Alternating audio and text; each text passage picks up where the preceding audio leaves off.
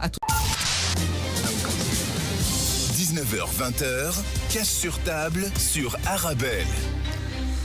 Bonsoir à tous. Bienvenue dans une nouvelle édition de Cash sur table. Depuis de longs mois, la bande de Gaza est plongée dans une crise humanitaire sans précédent. Les hôpitaux sont débordés, l'aide peine à arriver et des millions de civils vivent sans eau, sans électricité, sous les bombes. Et face à cette urgence, le consortium belge 12-12 a lancé un appel à la solidarité pour venir en aide aux populations. Alors aujourd'hui, nous allons comprendre comment les ONG belges mobilisées agissent concrètement sur le terrain, comment acheminer cette aide, quels sont les besoins et surtout comment chacun de nous peut-il contribuer. Et pour nous en parler, nous accueillons d'ailleurs plusieurs acteurs clés de cette opération humanitaire.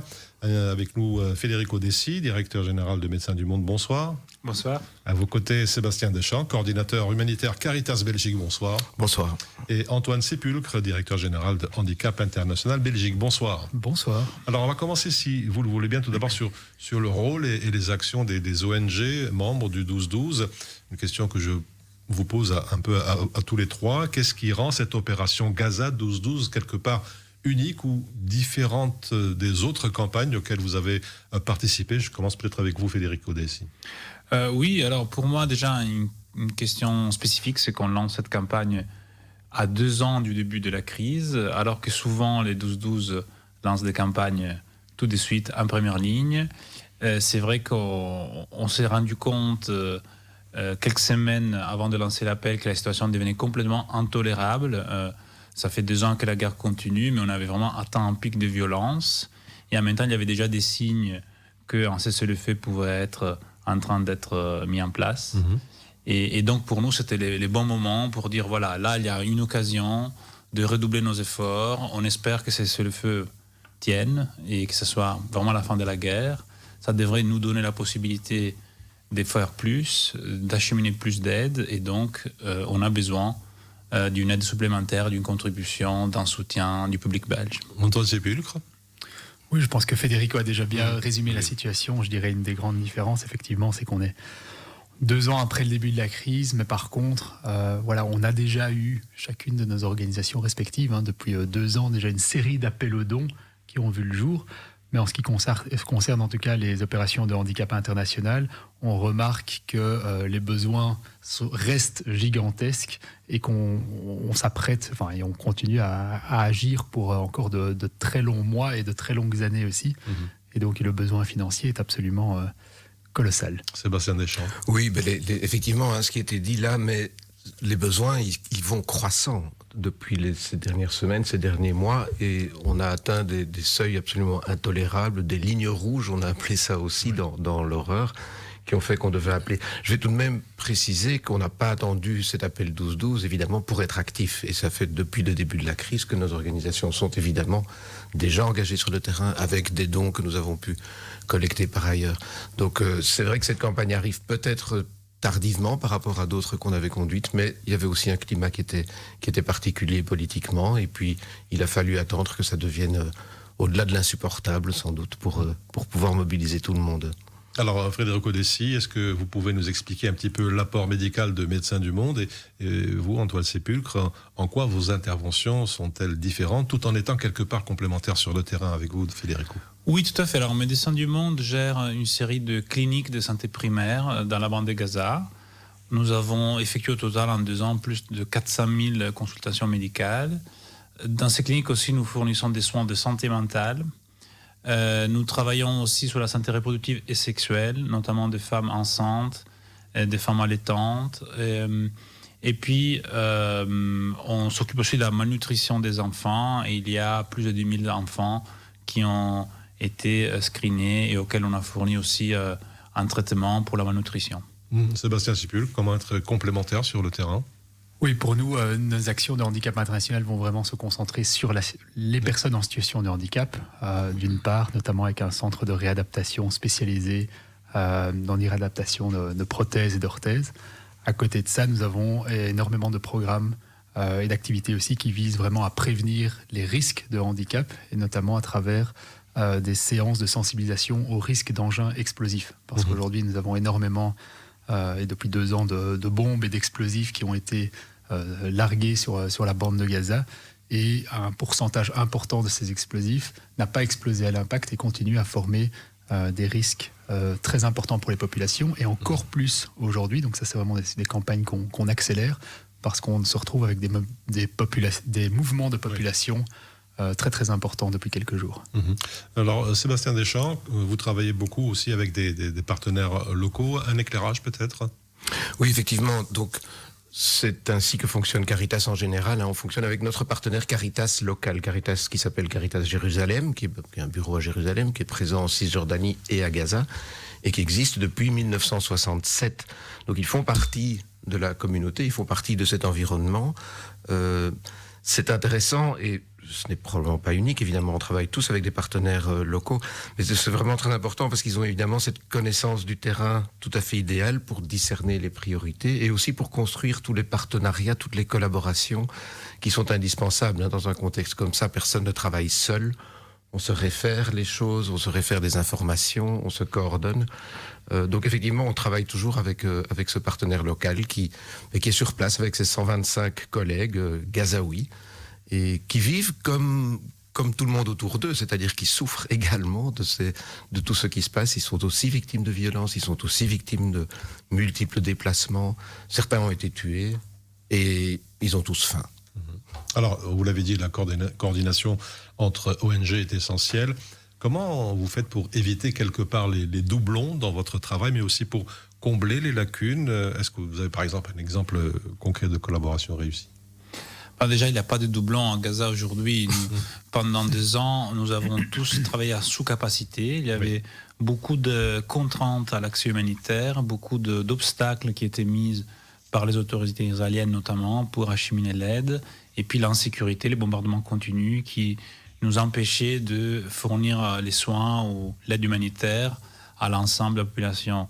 Après, comment combler les lacunes, comment utiliser la capacité limitée que nous avons eue pour couvrir les besoins les plus urgents. Alors déjà, on a des mécanismes de coordination entre nous, les 5 acteurs du 12-12 ici au niveau de la Belgique. L'équation 12-12 en fait est une ASBL avec un conseil d'administration où les 5 ONG sont représentés.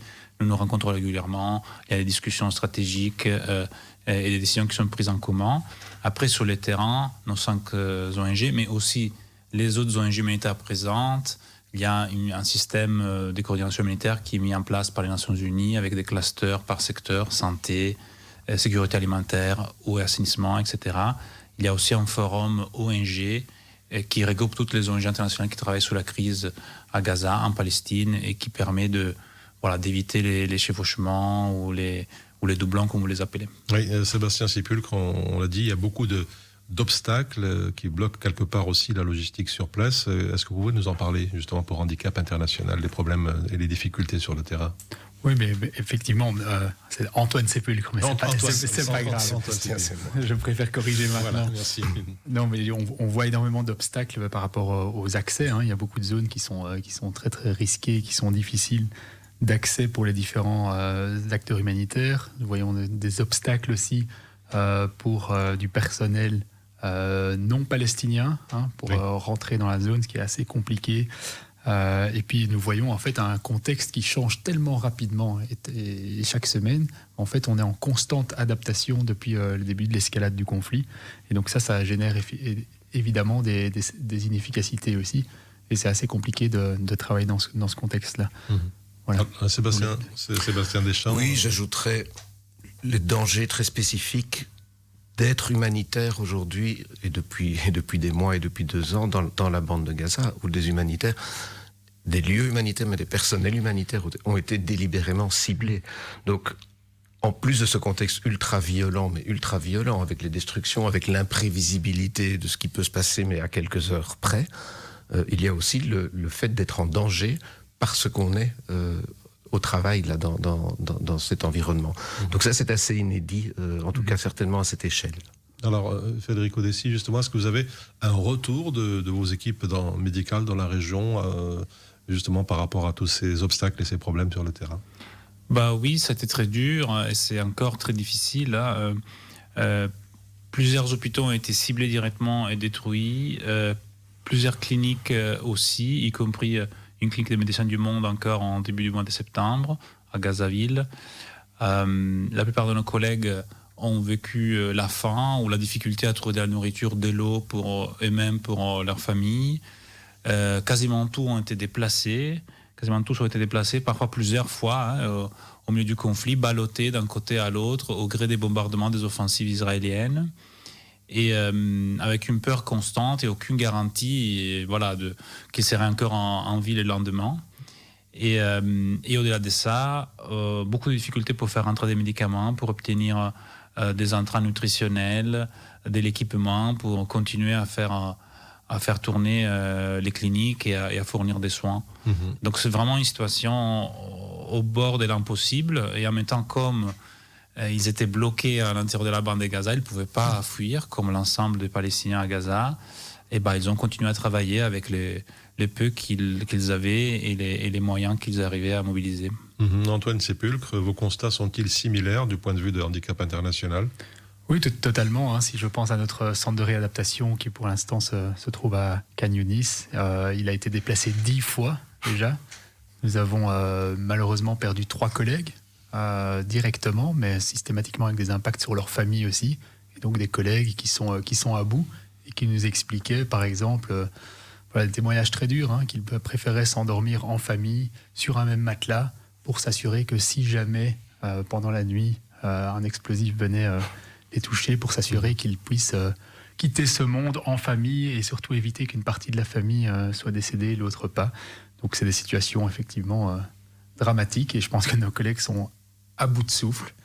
Mais ce qui est assez exceptionnel, je trouve, et ce qui nous apporte quelque part une certaine fierté aussi, en tant qu'organisation humanitaire, c'est de voir la résilience de ces personnes, et ces personnes qui trouvent aussi beaucoup d'énergie à continuer à travailler et à se lever tous les jours pour rester occupés, mais surtout se rendre le plus utile possible malgré la difficulté du contexte. Sébastien Deschamps.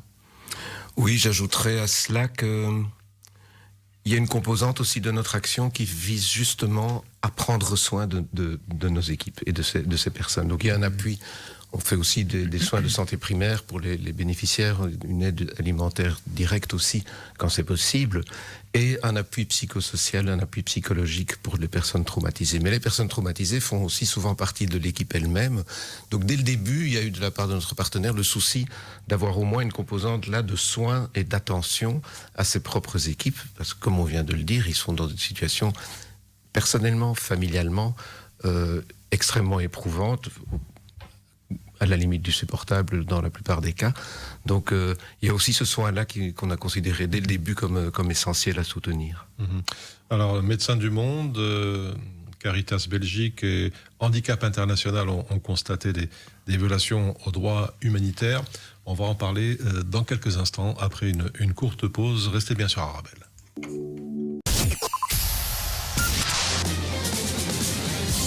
« 19h-20h, casse sur table sur Arabelle. » Et on retrouve nos invités, Federico Dessi, directeur général de Médecins du Monde, Sébastien Deschamps, coordinateur humanitaire Caritas Belgique, et Antoine Sépulcre, directeur général de Handicap International Belgique. Bonsoir messieurs, on en parlait tout à l'heure. Est-ce que vous avez tous les trois constaté des violations aux droits humanitaires, et est-ce qu'on documente quelque part tout ça? Je commence avec vous, monsieur Dessi.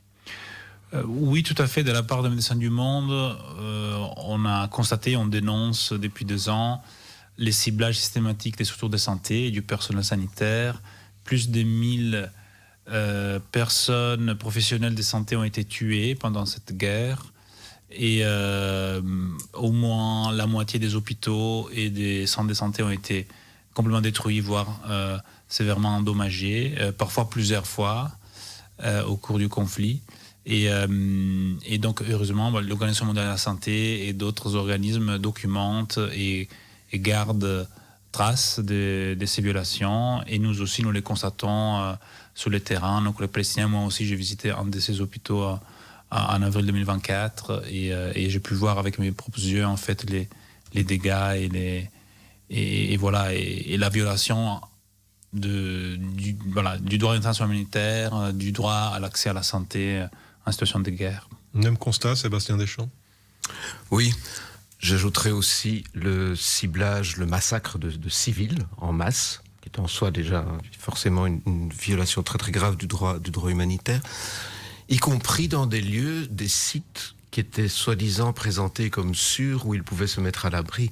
Donc il y a des écoles qui ont été bombardées alors que des familles avaient trouvé refuge. Moi je pense en particulier, parce qu'une collègue y est morte avec toute sa famille, à une église qui a été bombardée alors que des dizaines de familles y avaient trouvé refuge. Donc ça aussi, il y a eu bien sûr les structures de santé, mais à peu près toutes les infrastructures civiles finalement, le système scolaire également, etc. Et j'ajouterais, même si c'est très légèrement hors sujet, mais pas complètement, de ne pas oublier les violations du droit international qu'on constate tout le temps aussi en Cisjordanie. Alors c'est évidemment moins spectaculaire en termes de violence visuelle ou télévisuelle, mais c'est permanent, ça s'aggrave, c'est aussi extrêmement violent, et de ça aussi nous sommes témoins. Antoine Sépulcre, est-ce que Handicap International Belgique constate aussi des violences du droit humanitaire en Palestine? Oui, je vais pas répéter ce que mes deux confrères ont dit à l'antenne ici, mais si ce n'est peut-être le travail de plaidoyer qui est fait par nos différentes organisations, qui se base sur un maximum de faits, et donc collecter des faits vraiment depuis le début finalement de l'escalade est une grande priorité aussi, pour pouvoir être davantage impactant aussi avec les efforts de plaidoyer qui sont faits pour essayer de faire bouger les lignes petit à petit. Mais je mentionnerai vraiment l'impact dramatique du bombardement sur les civils. Alors, Frédéric Odessi, vous nous avez parlé d'infrastructures de santé qui sont pratiquement inutilisables dans la bande de Gaza. Est-ce que cela a un impact sur votre capacité à soigner les personnes handicapées? Oui, tout à fait, parce qu'il y a énormément de zones qui ne sont pas accessibles pour les personnes, pour se rendre à un centre, notamment de réadaptation physique. Mais on sait que ça représente un vrai danger pour une personne de finalement quitter là où elle se trouve en espérant pouvoir accéder à un soin, mais elle ne sait pas tout à fait ce qui peut arriver en route. Et en plus, avec tous les engins explosifs qu'on retrouve encore un peu partout, ça rend tout déplacement très dangereux. Et comme je vous disais, nous, on a un centre principal de prothèses et d'orthèses qui a été déplacé 10 fois. Et donc à chaque fois, on se rapproche potentiellement d'un type de population, mais on s'éloigne d'une autre population. Et donc ça, c'est certain que ça crée un défi majeur. Oui, on parle beaucoup des bilans des dizaines de milliers de morts, mais on parle aussi peut-être un peu moins des centaines de milliers de blessés qui sont beaucoup, handicapés. Il y a des milliers de tonnes de bombes qui ont été déversées, des bombes à sous-munitions, et là aussi Handicap International s'inquiète. Oui, alors ce qu'on constate aujourd'hui, ou les chiffres en tout cas auxquels on a accès via l'OMS, estime qu'un quart plus ou moins des blessés, donc on parle de 170 000 blessés, un quart des blessés, un peu plus de 40 000 personnes, ont des blessures qui seront des blessures à vie, des blessures que les personnes vont garder toute leur vie, et qui vont donc se retrouver en situation de handicap, ce qui est absolument gigantesque comme chiffre, juste pour vous donner quelques autres chiffres. En termes d'amputation, on décompte une moyenne de 10 amputations sur les enfants par jour, en moyenne, depuis le début du conflit. Donc imaginez toute cette population finalement qui va devoir se reconstruire, mais se reconstruire d'une manière...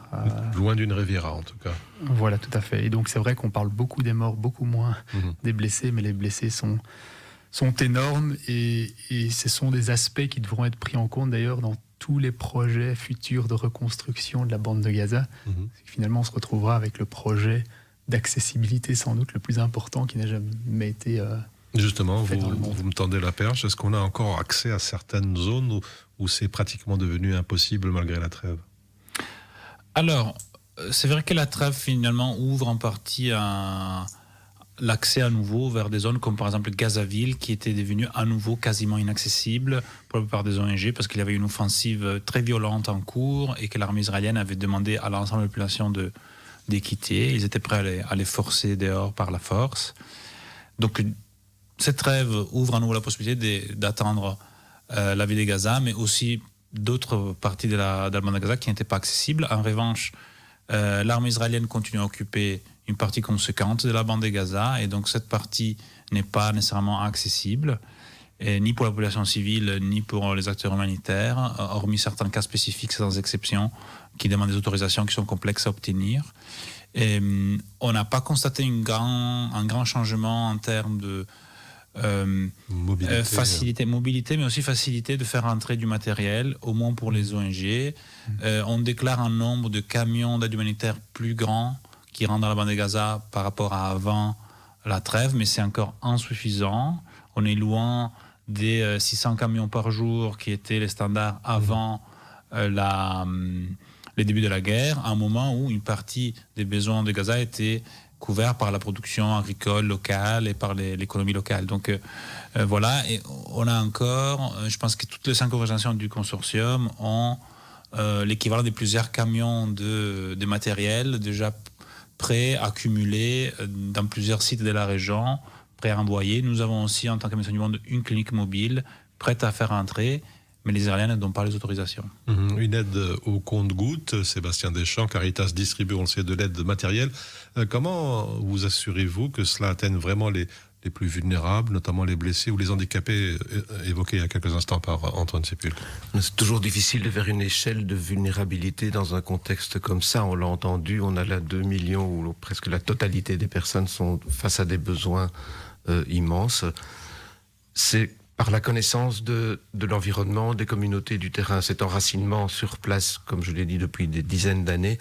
Donc, nos collègues connaissent ces personnes, ont travaillé avec eux déjà depuis très très longtemps, et connaissent aussi bien sûr tous les autres acteurs qui sont là, donc les acteurs ONG, les acteurs publics, le système des Nations Unies. Donc il y a un échange d'informations, il y a un référencement aussi, parce que tout le monde ne peut pas tout faire. Et donc on va orienter, et la clinique dont vous parlez de réhabilitation pour personnes handicapées avec les prothèses, etc., on a orienté nos équipes Caritas vers ces cliniques-là, vers votre centre, et réciproquement, vous allez peut-être orienter vers les équipes Caritas d'autres personnes qui ont d'autres besoins. Donc il y a vraiment un dialogue permanent, il faut insister là-dessus. Les ONG sont là en complémentarité et en coordination. C'est ce qui permet, on espère toujours, de toucher les personnes les plus vulnérables. En allant chercher aussi ceux et celles qui ne peuvent pas se déplacer, qui ne peuvent plus se déplacer. Une attention particulière pour les enfants qui seraient éventuellement à certains moments perdus ou abandonnés, ou pour les personnes très âgées qui sont seules, qui ne peuvent plus se déplacer, et bien entendu ces blessés, ces personnes estropiées pour qui le déplacement est impossible. Donc il faut aussi aller vers eux. Oui, alors Sébastien Deschamps, vous parlez d'une aide équitable sur le terrain. Est-ce que c'est encore possible dans une zone aussi, entre guillemets, chaotique et dans ce contexte de guerre ? C'est ce à quoi on s'attache. Il y a des principes d'aider les personnes en fonction des besoins, en fonction aussi de nos propres capacités. Donc on avait qu'une dizaine de centres Caritas, 5 ont dû fermer dans Gazaville, justement, 2 commencent à rouvrir. Donc on ne choisit pas nécessairement toujours les personnes à qui on a accès, on est obligé de se déplacer, on a tout à coup accès à d'autres familles, à d'autres personnes. Et donc il y a bien sûr des critères qu'on essaie d'établir pour venir en aide aux personnes qui en ont le plus besoin, parmi toutes celles qui en ont tellement déjà besoin. Un critère d'impartialité, bien entendu, aussi. Ça veut dire certainement pas tenir compte de l'origine, de l'appartenance, de la croyance, des convictions, etc., des uns ou des autres. Ça sont vraiment des principes fondamentaux. Et autour de la table, tout le monde est évidemment d'accord avec ça, et ce sont des principes qui nous guident toujours. Mais après, faire la mesure et faire une échelle de vulnérabilité dans un tel contexte est un défi quand même probablement trop difficile. Votre avis, Antoine Sépulcre, sur cette aide équitable, est-ce que c'est faisable, c'est possible ? Ce ne sera jamais totalement équitable, je pense. Nous, on essaye, comme beaucoup, on donne souvent la priorité aux enfants et aux enfants les plus jeunes possibles, que ce soit par rapport à l'accès à certaines séances et à certains soins ou de matériel, mais aussi en ce qui nous concerne par rapport aux séances de sensibilisation au risque d'engins explosifs, où depuis le début de l'escalade, on a plus de 50 000 enfants qui ont suivi des séances pour concrètement prévenir un maximum d'accidents dans le futur, expliquer à ces enfants qu'un objet qui peut sembler nouveau ou moins connu, en fait, peut être un explosif. Et donc il faut être excessivement vigilant. Et puis on n'a pas tellement parlé de l'éducation ici, mais je discutais il n'y a pas longtemps avec certains experts en éducation et à Gaza. Il faut savoir que l'accès à l'éducation est une valeur absolument fondamentale et très très importante, surtout pour les Palestiniens. Et donc on a une série d'écoles temporaires qui ont été mises en place, qui peuvent bouger aussi. Et là, l'objectif, c'est de donner un maximum accès à l'éducation pour les enfants, parce que cet accès à l'éducation, c'est une forme d'espoir aussi, c'est ce qui permet aussi de garder en vie un certain espoir pour le futur. Et en ce qui nous concerne, on a des agents communautaires qui essayent également de rendre accessibles ces écoles ou ces endroits entre grands guillemets qui sont censés être un peu plus protégés à des personnes et des enfants en situation de handicap.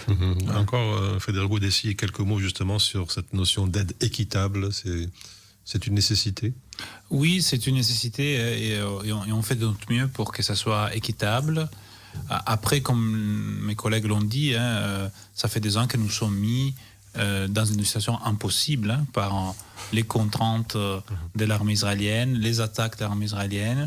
Et donc, on fait ce qu'on peut dans ces contextes presque impossibles, très risqués. Mais on espère que le cessez-le-feu, s'il devient permanent et la fin de la guerre est confirmée, va nous permettre d'être de plus en plus équitables, de plus en plus compréhensifs dans notre réponse. Et là encore, la contribution du public belge, la réponse à notre appel en tant que conscient 12-12 peut nous aider en nous donnant plus de moyens pour aller aussi couvrir ces besoins ou ces poches de population qui, juste d'aujourd'hui, n'ont pas reçu ce dont elles avaient besoin. Alors justement, vous l'avez dit, face à cette urgence, le consortium belge 12-12 a lancé un appel à la solidarité pour venir en aide aux populations palestiniennes.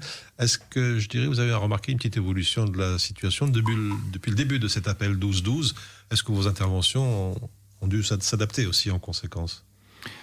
En fait, pour le moment, l'appel vient d'être lancé, donc on commence à recevoir les premiers dons. Mais bon, on attend encore, ça va durer plusieurs semaines, et donc on espère que les montants vont bien sûr monter. Et donc déjà, l'adaptation, je pense, c'est surtout au niveau des plans opérationnels sur le terrain.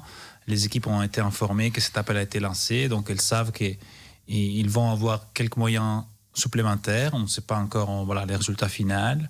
Et donc elles commencent potentiellement à faire des plans et à savoir qu'elles peuvent compter sur un peu plus. Et donc aussi, elles passent des commandes de médicaments pour faire tourner nos cliniques sur les prochains mois.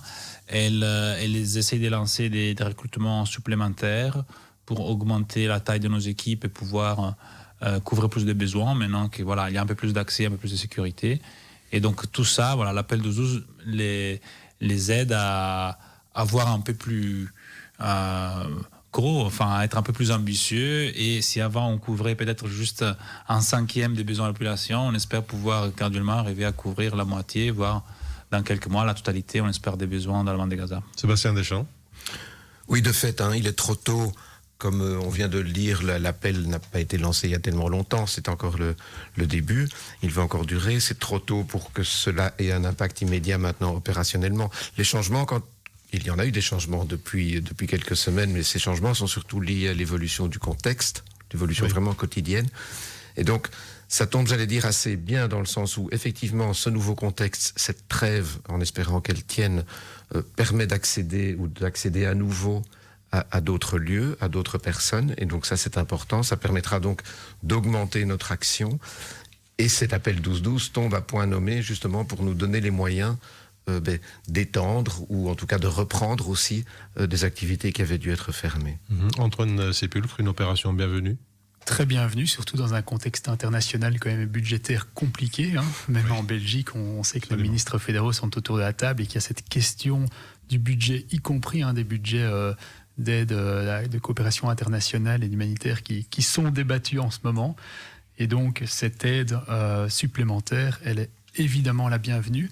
Alors, ça ne coule pas de source. Oui. On est au début de campagne, ça ne coûte pas de source, je pense, pour les personnes de faire un don maintenant encore, après 2 ans d'escalade du conflit.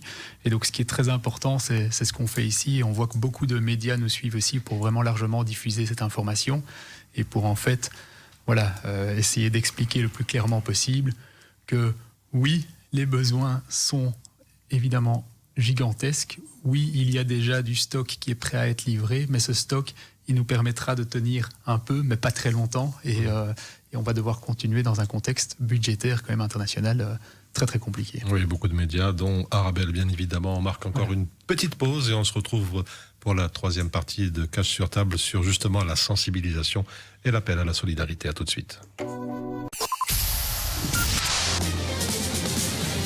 19h-20h, Cash sur table sur Arabelle.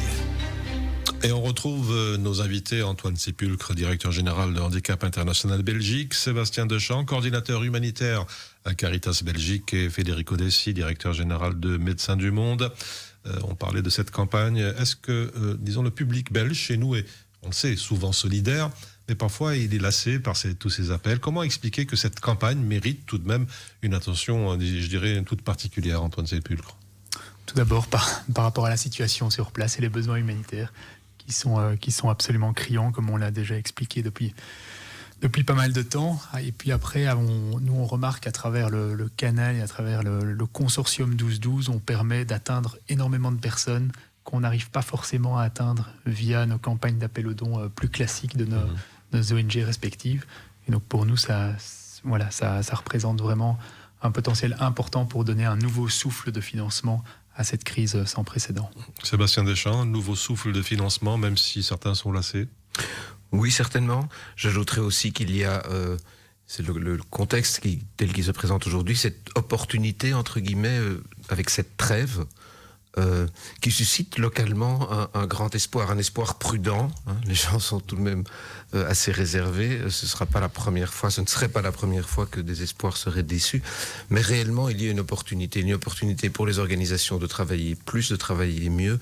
Il y a une attente immense de la part des personnes là. Donc cet appel, oui, il nous permet de répondre à cette attente, de répondre à cet espoir, de l'accompagner autant que possible. Donc je pense qu'il est spécialement important.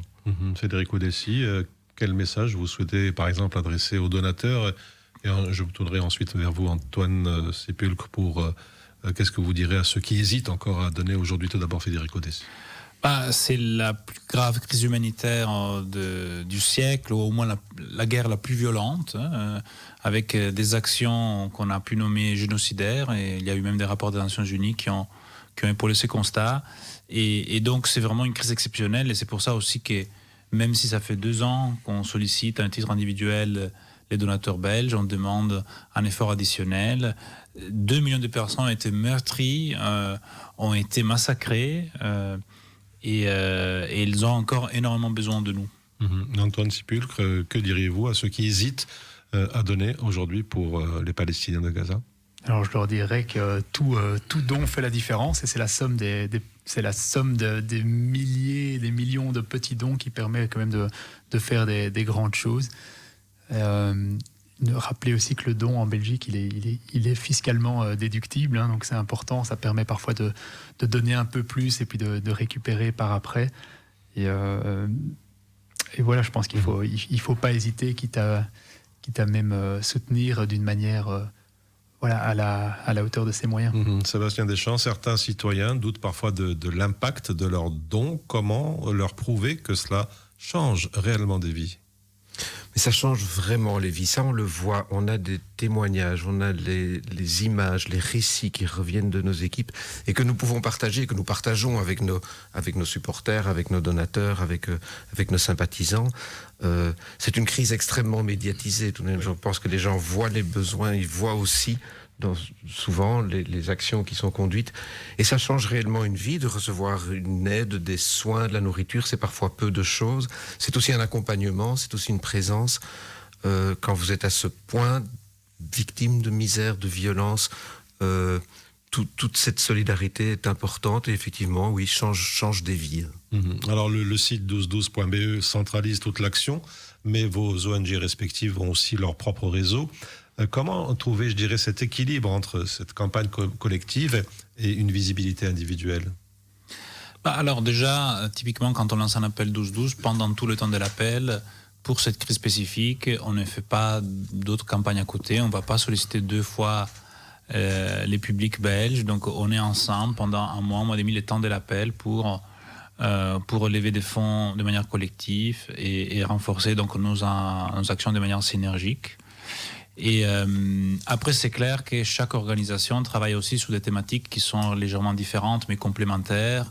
la santé primaire, santé sexuelle, santé reproductive et la santé mentale, par exemple, pour Médecins du Monde, les handicaps pour Handicap International, les moyens de subsistance et d'autres aspects pour Caritas, pour les autres organisations. Et donc, on se permet aussi de passer des messages qui sont complémentaires, qui mettent aussi la lumière sur les besoins spécifiques auxquels notre organisation répond directement et aussi sur lesquels nous avons des témoignages directs de nos patients ou de nos ayants droit ou des personnes qui bénéficient de nos projets. Antoine Sépulcre. Oui, j'ajouterais peut-être aussi que les gens doivent comprendre qu'une campagne du consortium 12-12, pour nous, en tant qu'ONG humanitaire, c'est très efficace. C'est très efficace dans le sens où finalement, ça nous coûte assez peu. Parce que le peu de frais qu'on a, on les partage entre nous. Parce qu'on a beaucoup de médias qui nous offrent des gratuités. Et puis finalement, on essaye de former une équipe temporaire avec certains individus de nos organisations respectives. Et donc ce que je veux dire par là, c'est que la quasi-totalité des dons récoltés peut vraiment servir pour la mission sociale de nos organisations, étant donné les frais de campagne qui sont tellement faibles pour nous. Alors justement, quels sont les types de dons les plus utiles aujourd'hui? Est-ce que le don financier reste encore et toujours, disons, la meilleure manière d'aider? Le don financier, presque partout, est l'unique et la meilleure façon d'aider. C'est ainsi qu'on peut le plus rapidement possible, aussi facilement que possible. On sait bien que des obstacles administratifs sont importants là-bas, ou administratifs ou techniques ou sécuritaires. Mais bien sûr, c'est avec de l'argent qu'on peut aider nos collègues là-bas sur le terrain, en faisant après des achats localement quand c'est possible. Du transfert d'argent, c'est encore possible aussi vers la bande de Gaza. Donc oui, c'est comme ça qu'on peut aider. Mis à part éventuellement certaines missions très spécifiques de médecins qui sont partis comme volontaires dans la bande de Gaza, ça c'est autre chose, c'est un métier tout à fait particulier. Et alors une autre façon d'aider, c'est tout de même aussi de poursuivre cette mobilisation, ce plaidoyer auprès de nos décideurs en Belgique ou en Europe pour plaider pour le respect du droit, pour que cette situation s'y change en profondeur. Donc ça, c'est aussi une autre façon d'aider. Mais sinon, oui, vos dons, même vos dons modestes, tous les petits dons font une réelle différence et il s'agit bien de dons financiers. Beaucoup de gens parlent de transparence. Justement, comment garantir cette transparence dans l'utilisation des fonds? Est-ce qu'il y a des méthodes de reporting, c'est-à-dire de collecte et d'analyse de données? Oui, tout à fait. Déjà, chaque organisation à son niveau, quand elle met en œuvre ses activités, a des mécanismes de suivi, des monitorages de la mise en œuvre des activités, des contrôles pour s'assurer que l'argent soit bien dépensé. Il y a aussi des audits qu'on met en place. Les Consortium 12-12, après, ont aussi des mécanismes, déjà des reporting groupés avec des étapes au fur et à mesure que la réponse se met en œuvre, avec des rapports qui sont publiés. Et puis aussi, je crois au-delà d'un certain montant, il y a aussi un audit obligatoire qui est fait sur l'ensemble des dépenses et la gestion des dons pour, encore une fois, prouver et montrer que l'argent était bien géré et bien dépensé. Antoine Sépulcre, la transparence reste essentielle. Reste essentielle, et donc pour les personnes qui se rendent sur le site du consortium 1212, 1212.be, les personnes peuvent aussi avoir accès à tous les rapports précédents des précédentes campagnes. Et donc on a un premier rapport après 3 mois, 6 mois, 12 mois, 24 mois, et donc qui chaque fois explique de manière la plus détaillée possible comment et à quoi ont servi les différents dons. Donc, Caritas Belgique, une traçabilité. Traçabilité à toutes les étapes de la mise en place d'un programme, donc ce soit sur le terrain, le monitoring quotidien et puis hebdomadaire, le reporting mensuel, et puis cette mise en commun de ces informations au sein du consortium 12-12, et puis effectivement des contrôles externes, des auditeurs externes qui viennent dans chaque organisation et qui viennent aussi au niveau du 12-12. Donc les rapports là que Antoine évoque sont accompagnés chaque fois aussi d'un regard d'un auditeur externe qui les valide. Donc oui, vraiment, pas de souci de transparence à notre niveau. Alors on va parler d'un autre public, les entreprises, les institutions, on y viendra dans quelques instants, mais le public jeune, parfois, est souvent difficile à sensibiliser, à mobiliser. Est-ce qu'il y a des initiatives justement pour toucher cette, disons, nouvelle génération de donateurs? On utilise beaucoup les réseaux sociaux déjà pour passer des messages parce qu'on sait que c'est la manière principale à travers laquelle les jeunes s'informent et se mobilisent. On essaie aussi de mobiliser sur les enjeux liés notamment à la crise à Gaza et la Palestine par différents moyens. Par exemple, au niveau du Médecins du Monde, on a participé à certaines manifestations et on a appelé aussi à manifester, notamment pour faire bouger les lignes au niveau du gouvernement belge et aussi pour demander des pressions internationales pour avoir plus d'accès humanitaire, aussi pour demander que les financements humanitaires institutionnels, gouvernementaux augmentent. Et voilà, et donc je pense que ça c'est aussi une manière de laquelle certains jeunes peuvent s'impliquer, peuvent faire une différence. Et voilà, et puis nous essayons aussi de porter des témoignages de nos collègues en Palestine et de nos ayants droit, de nos patients, et parmi lesquels il y a aussi des jeunes, voire des enfants, et on espère que ça puisse aussi parler à personnes de la même génération qui peuvent se retrouver en fait dans les récits d'un jeune palestinien qui a tout perdu et en même temps peut-être qui s'engage comme assistant ou comme infirmier, dans nos actions dans la bande de Gaza. Antoine Sépulcre, c'est important, une sensibilisation, une mobilisation 2 ou 3.0 2 ou 3.0, c'est-à-dire Les réseaux sociaux. Les réseaux sociaux, oui, c'est essentiel. Et je pense pour ceux et celles qui ont pu se rendre aux différentes marches, qui ont été quand même assez significatives à Bruxelles, ont pu se rendre compte qu'il y avait quand même une forte mobilisation de la jeunesse pour les marches lignes rouges, et les dernières qui ont rassemblé plusieurs dizaines de milliers, voire centaines de milliers de personnes. On voit énormément de jeunes. Il faut rappeler aussi que la population à Gaza est essentiellement constituée de jeunes. Je n'ai plus le chiffre exact en tête, mais on est vraiment sur essentiellement des jeunes de moins de 18 ans. Et donc oui, la vidéo est importante, les réseaux sociaux, c'est ça qui permet de toucher ces publics-là. Alors il y a les jeunes, mais aussi chez nous, les entreprises ou les institutions belges qui participent ou participent peu à l'effort de solidarité. Qu'est-ce qu'il faudrait, selon vous, changer un petit peu pour les stimuler, je dirais, Sébastien Deschamps? On fait un plaidoyer permanent et on est partenaire régulier du gouvernement belge, du ministère de la Coopération en l'occurrence et de l'action humanitaire, qui contribue financièrement à ce qui se passe dans la plupart des crises humanitaires, mais prioritairement souvent en contribuant à financer le système des Nations Unies, dont on a tous besoin et c'est tout à fait essentiel. Mais donc avec moins orienté probablement vers les ONG que ce que nous espérerions, parce que je pense que nous avons une valeur ajoutée bien spécifique, même si bien entendu on ne peut pas fonctionner sans UNOCHA, sans l'OMS, sans des acteurs comme celui-là, comme l'UNICEF. Ils sont importants, il faut les aider. Donc le gouvernement belge va plutôt s'orienter vers ça, même si nous avons également de temps en temps aussi, bien sûr, des subventions pour des programmes humanitaires. On attend aussi d'un gouvernement qui s'engage davantage politiquement, mais ça on l'a déjà dit, et on a pu tous constater les différents blocages qu'il y avait eu et qu'il y a toujours au sein de ce gouvernement. Donc au niveau, vous avez posé aussi la question des entreprises. Il arrive qu'on soit approché, bien sûr, par des entreprises qui souhaitent s'engager. Oui. Federico Dessi, est-ce que nos entreprises et nos institutions devraient faire davantage ? Oui, je pense que oui. Déjà, le gouvernement belge, malheureusement, a pris une décision de couper de 25%. La coopération au développement et l'aide internationale au sens plus large, y compris l'aide humanitaire, dans la législature actuelle d'ici 2029. On regarde ces décisions, on la dénonce, on pense que c'est une erreur. Et donc, on continue à plaider pour qu'ils reviennent sur cette décision. L'aide humanitaire est sans doute un devoir moral.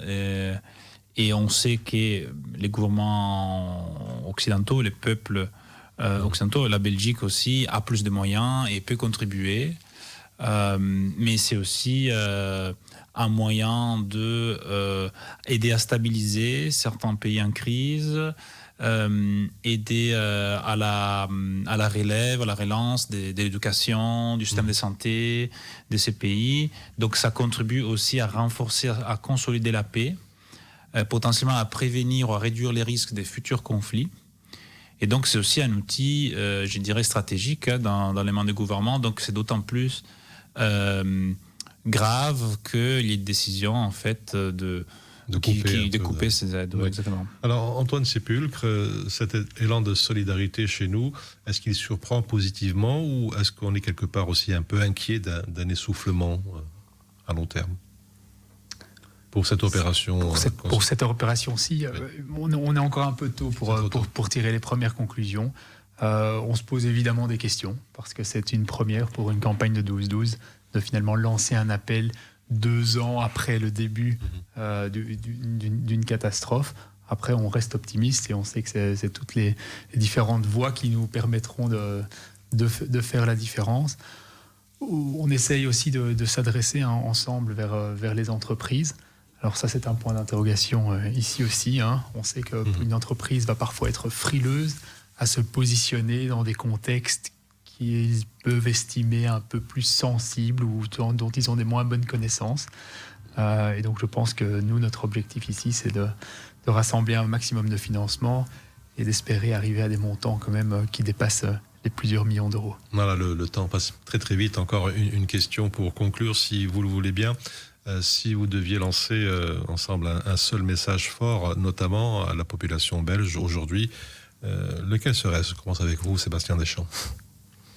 Écoutez, moi je dirais d'abord merci d'avance, merci pour tout ce qui a déjà été fait aussi, qui nous a permis de travailler jusque-là, mais merci d'avance parce qu'on va avoir besoin de vous encore, malheureusement encore longtemps.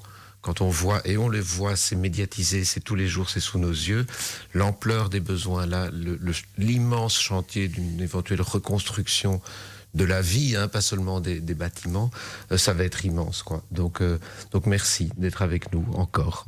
Federico Dessi. Moi, je dirais bravo. J'étais impressionné, franchement, par la mobilisation dans les rues. Les 2 manifestations en défense des droits et du peuple palestinien en juin et en septembre ont amené plus de 100 000 personnes dans la rue. C'était les plus grandes manifestations en Belgique depuis 2018 ou 2019. Et je sais que derrière ces 100 000 personnes, il y a au moins 1, 2, 3 millions de Belges qui suivent la situation, qui sont concernés. En fait, on sent très bien qu'une majorité du peuple belge est vraiment concerné pour la situation.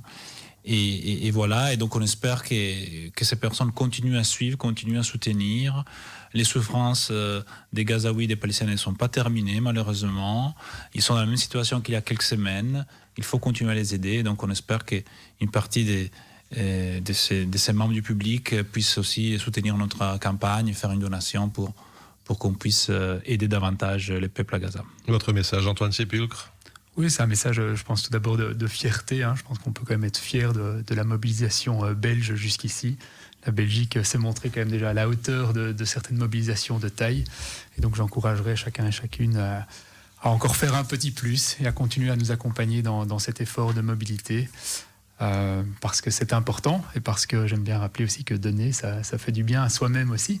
Et donc, de nos jours, je pense que pour la santé mentale de chacun, ça peut être un petit plus aussi de sentir qu'on fait partie intégrante d'un élan de mobilisation d'une très grande taille. Voilà, Antoine Sépulcre, directeur général de Handicap International Belgique, Federico Dessi, directeur général de Médecins du Monde, et Sébastien Deschamps, coordinateur humanitaire Caritas Belgique.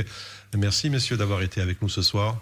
Merci à vous. Alors, vous pouvez continuer bien sûr à vous informer et à faire un don sur www.1212.be ou écrire à action@1212.be. C'est la fin de Cash sur table. Excellente soirée à toutes et à tous.